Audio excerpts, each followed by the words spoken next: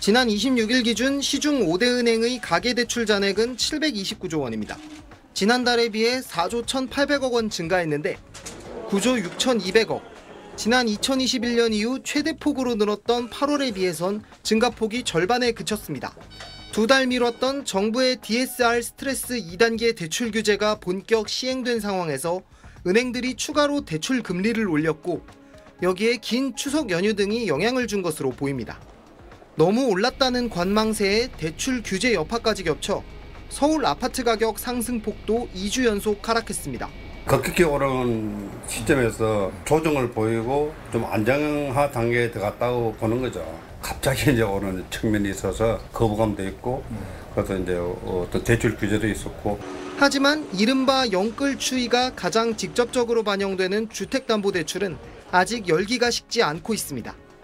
지난 26일 기준 이번 달에 새로 취급된 주택구입용 주담대 총액은 7조 8,400여억 원으로 추석 연휴 사흘을 빼면 사실상 역대 최대 기록이었던 지난달에 비해 감소율이 5% 정도입니다.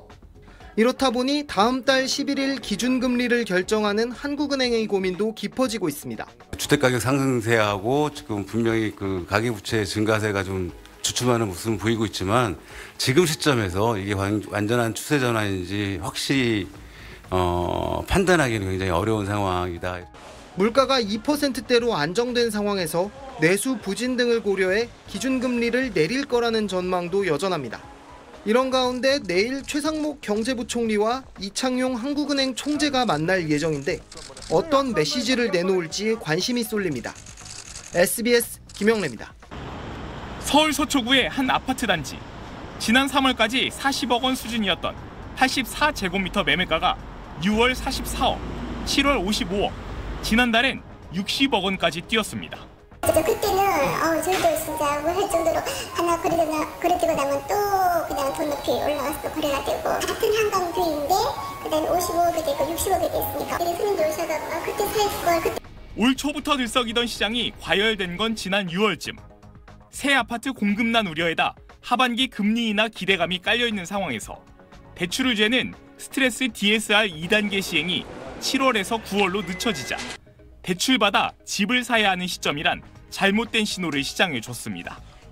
더 오를 거란 조바심까지 가세해 7, 8월 막차 대출 수요가 몰렸고 8월 은행권 주택담보대출은 8조 2천억 원이 늘어 통계 작성 이후 역대 최대 증가폭을 기록했습니다.